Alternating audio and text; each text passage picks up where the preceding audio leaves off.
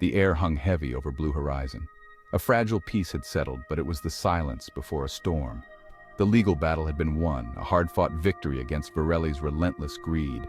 But everyone knew a different fight loomed. Virelli wouldn't accept defeat. He'd come for blue horizon, one way or another. Jennifer, as Jennifer. Jett stood on the porch, gazing at the endless plains.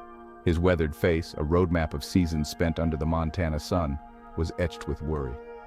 I stood beside him, my hand resting on his arm. My touch was a silent vow, a promise to stand by his side, no matter what came. We had won a battle, but the war was far from over. The ranch was their legacy, their lifeblood. It was more than just land, it was a part of their souls, and they were prepared to fight for it, tooth and nail, against anyone who threatened its sanctity. The ranch buzzed with activity, a hive of determined preparation. The clang of hammer against wood echoed through the valley as fences were reinforced. Supplies were stockpiled, food, water, and medical supplies, enough to weather a siege. Every man and woman capable of holding a tool or loading a rifle was put to work. Tom, as Tom. I oversaw the fortifications, my weathered hands moving with practiced ease. I'd seen my fair share of trouble in my lifetime, and I knew better than to underestimate Virelli's ruthlessness. The man was a predator, and blue horizon was his prey. Each nail hammered, each sandbag filled, was a testament to their resolve. They wouldn't be caught unprepared. They would stand their ground, defend their home, and push back against the encroaching darkness. Jett and Jennifer rode out, their horses kicking up dust as they raced towards town. They needed help, needed to rally their neighbors, to remind them that this wasn't just about blue horizon. It was about their way of life, their community, their very souls. Jennifer, as Jennifer. The townsfolk gathered, their faces etched with a mixture of fear and defiance. Virelli's shadow loomed large, but so did the spirit of their ancestors, the pioneers who had tamed this land and carved out a life with their bare hands. Jett, as Jett. I spoke to them, my voice rough but steady. I spoke of our history, our values, our shared love for the land. I spoke of standing together, of facing down tyranny, of fighting for what was right. And as Jett's words echoed through the town square, a spark ignited in the hearts of the people.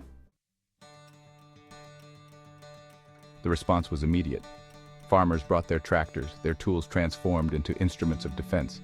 Shopkeepers boarded up their windows, ready to defend their livelihoods.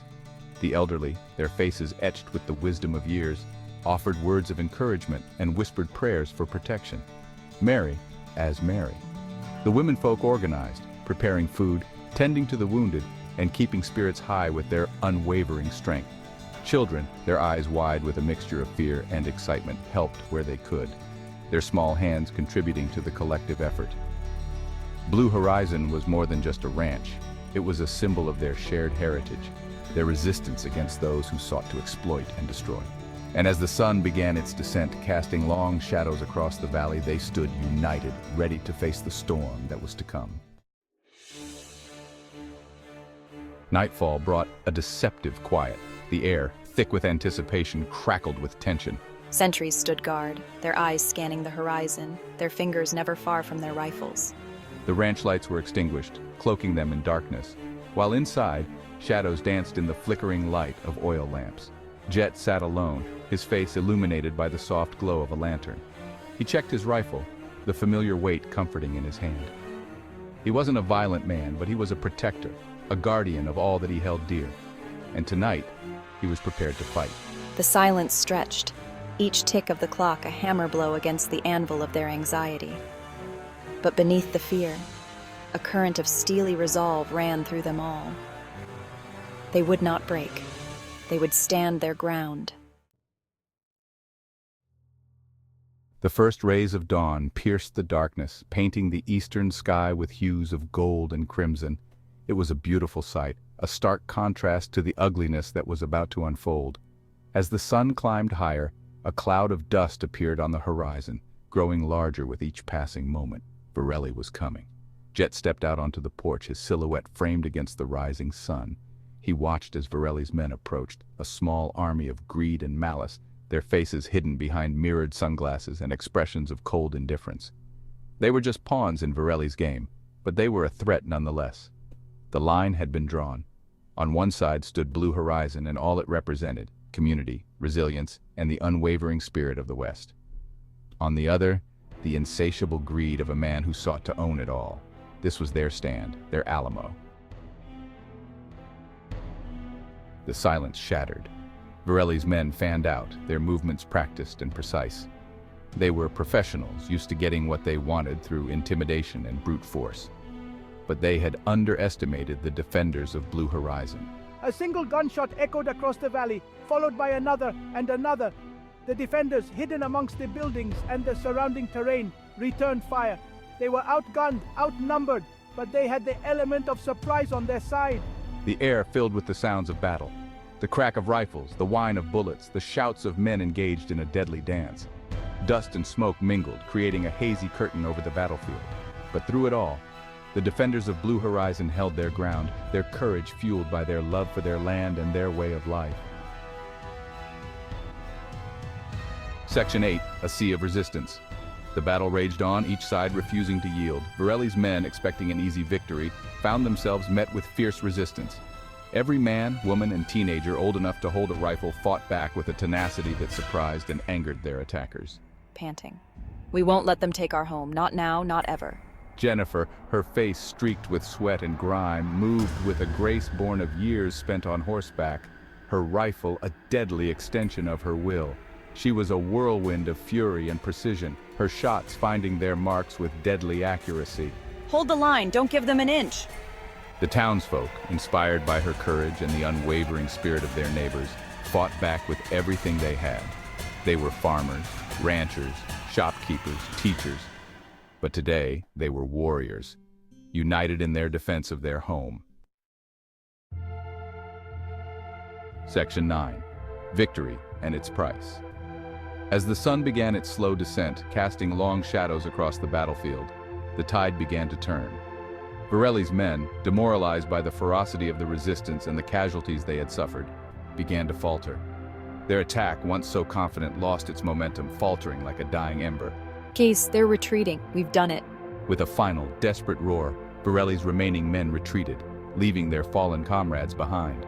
The defenders of Blue Horizon watched them go, their faces etched with exhaustion and relief. They had won, but the victory was bittersweet. We did it, but at what cost? The cost of victory was high. There were casualties on both sides, lives lost in the defense of land and principle. But as the smoke cleared and the echoes of gunfire faded into the silence of the evening, one thing was certain: the spirit of Blue Horizon, like the rugged landscape it occupied, remained unbroken.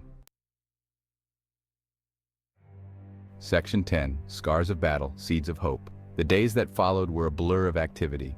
The wounded were tended to, the fallen laid to rest. The ranch, bearing the scars of battle, slowly began to heal, just as the land around it had healed from countless storms and droughts. We need to remember them, honor their sacrifice. There were tears shed for those who had been lost, their memories honored in the hearts of those who had loved them. But there was also a sense of gratitude, a profound appreciation for the bonds of family, community, and the unyielding spirit that had seen them through their darkest hour. We came together when it mattered most. That's something to hold on to. The victory at Blue Horizon was more than just a victory over one greedy man. It was a testament to the enduring power of the human spirit, the unbreakable bonds forged in the face of adversity, and the enduring legacy of those who had come before. Section 11. The Spirit of Blue Horizon. As the sun set on Blue Horizon, casting its golden light across the vast expanse of the Montana sky, a sense of peace settled over the land. It was a hard-won peace, forged in the crucible of conflict and tempered by the loss they had endured. Blue Horizon stood as a beacon of hope, a symbol of resilience and the indomitable spirit of those who refused to back down in the face of injustice.